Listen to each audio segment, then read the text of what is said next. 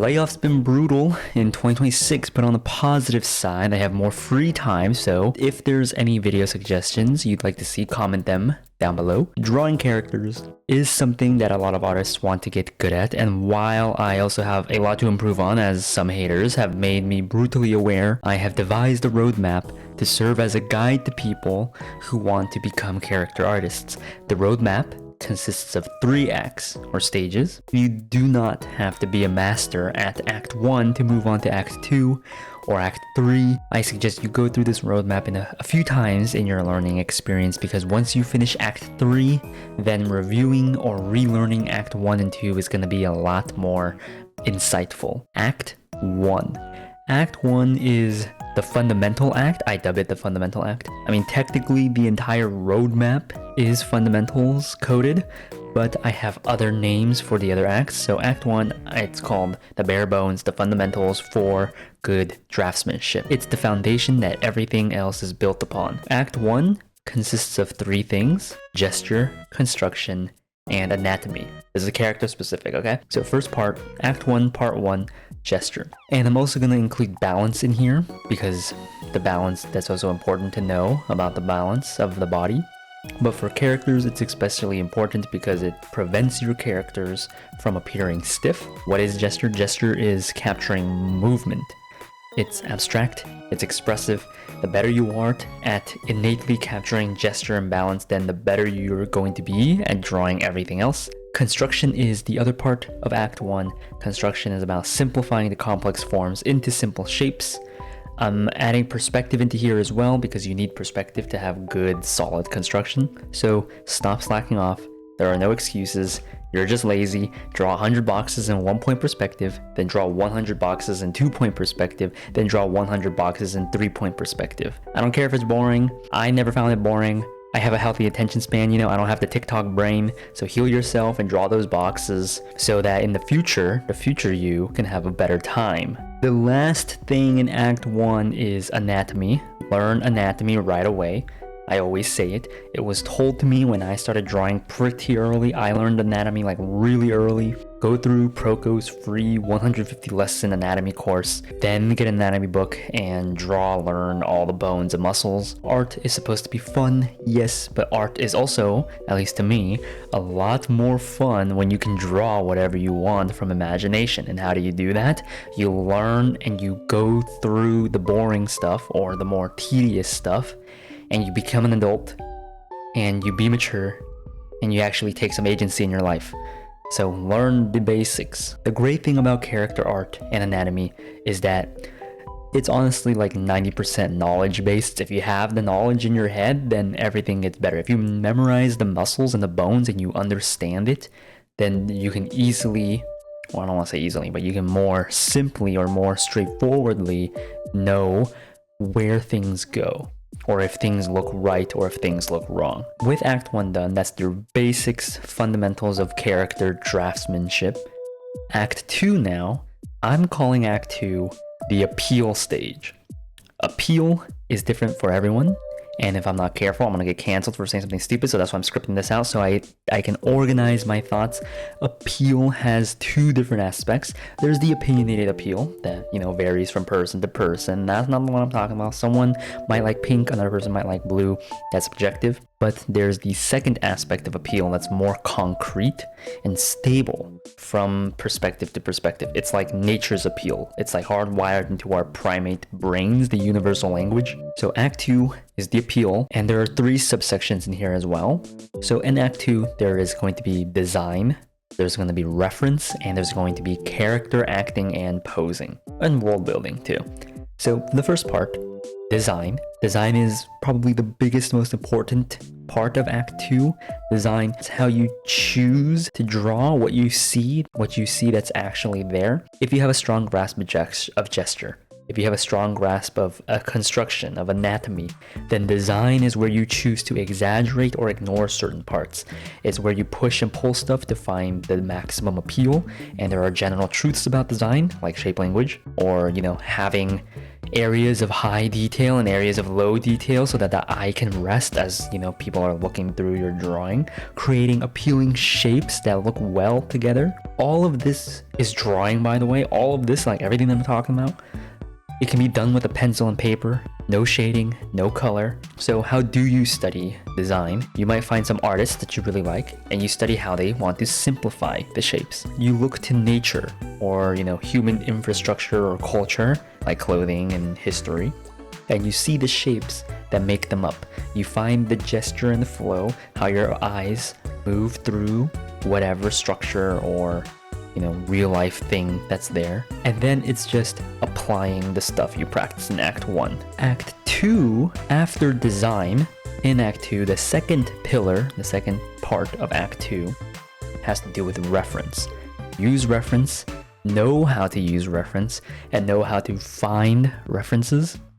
I have a video on finding references and how to use them, but I think I could have made the video better and more clear. But the short version is use real life, use books. The internet is scary because AI is everywhere. And this is kind of like the part where you see artists take an object and turn it into a character design. Look at, Rhino Tuna, he does that a lot.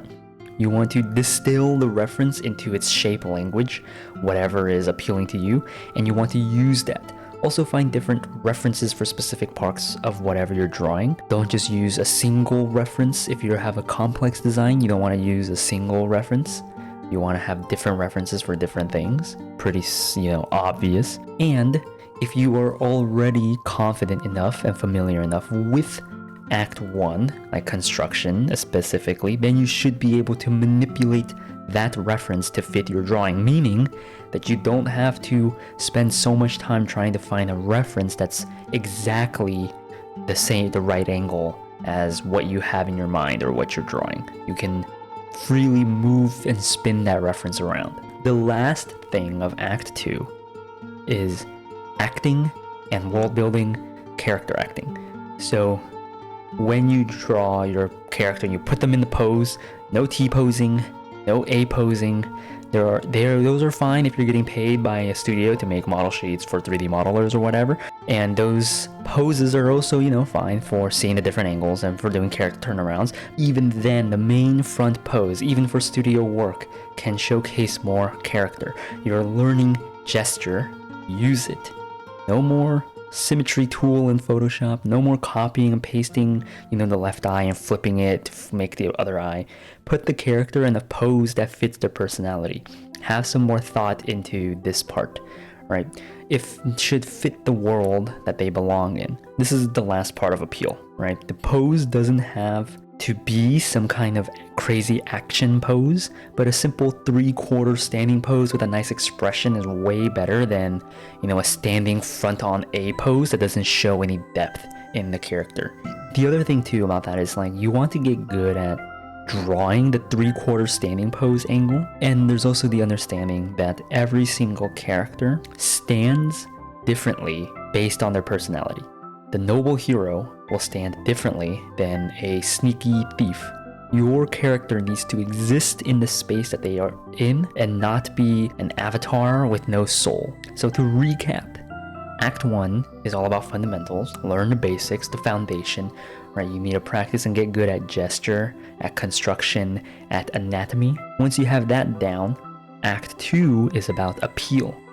Learn the fundamentals of design, learn how to find and use reference, and be more mindful of how you pose the characters. Use what you learned in Act 1 to help Act 2. And mind you, none of this has to do with rendering, with lighting, with color, with shading, none of that. This is all line, all sketch. You can do this with pencil and paper. Now Act 3 is where that stuff comes in. We're on Act 3. What is Act 3? Act 3, I'm gonna call it the polish phase, but it's not strictly about polish. There's 2 parts to this, and these 2 parts can be considered the least important in my opinion, and that is color and light and rendering. Now, color and light and material rendering is a fundamental, like color and light theory, and knowing how to light is a fundamental aspect, I agree. But this roadmap is mainly about character art, and in the grand scheme, in the sphere of character art, color and lighting and rendering comes at the end, and it's pretty small in priority in how to make your art look good. It's like the Maslow's pyramid of needs. If you've taken, human psychology or whatever, you know that on the very bottom of the Maslow's pyramid of needs, it's like your basic survival. You need food, you need shelter, you need to live. And you cannot be thinking about the fancy stuff at the very tippy top of the pyramid if your basic needs aren't met. You can't think about, I want to buy that Fortnite skin or something when you have no house and you're trying to find food to survive. This is kind of that idea.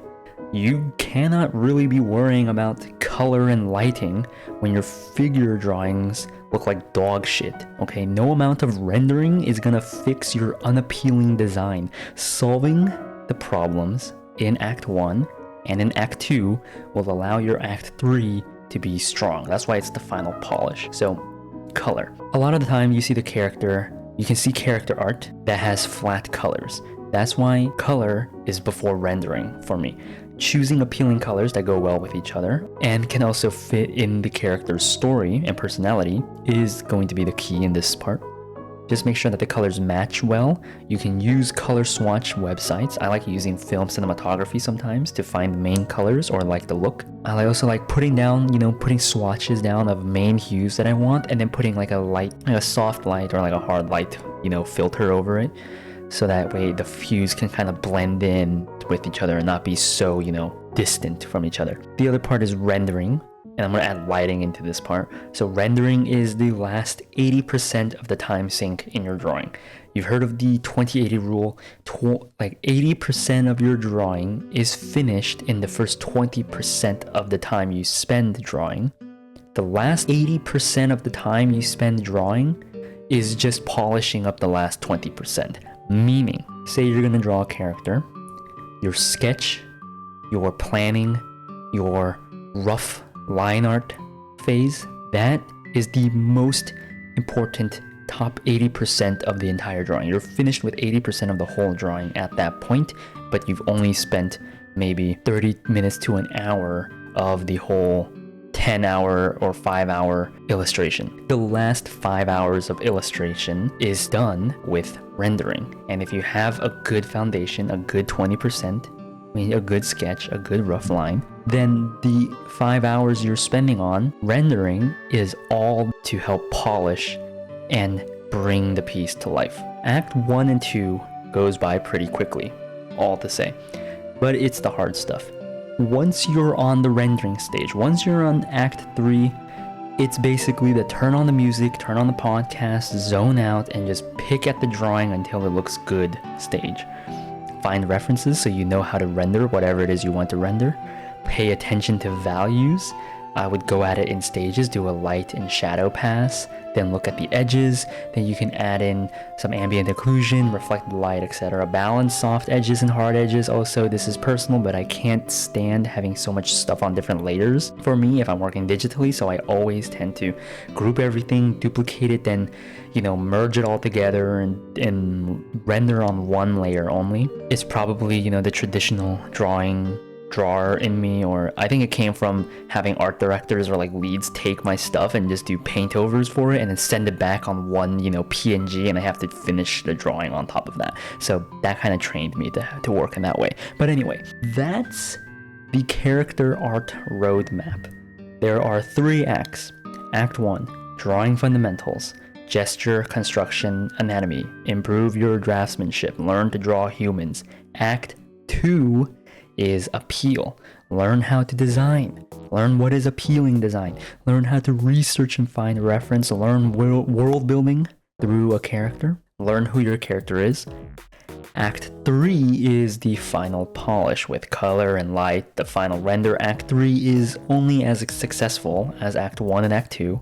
It doesn't matter how good the colors you picked are. If the structure and foundation isn't there, the drawing is still going to fall. Okay, so you got the roadmap. Now just go through it over and over and over and over again until you get it. Then you just do the same thing to go through that same process for every character drawing you want to make.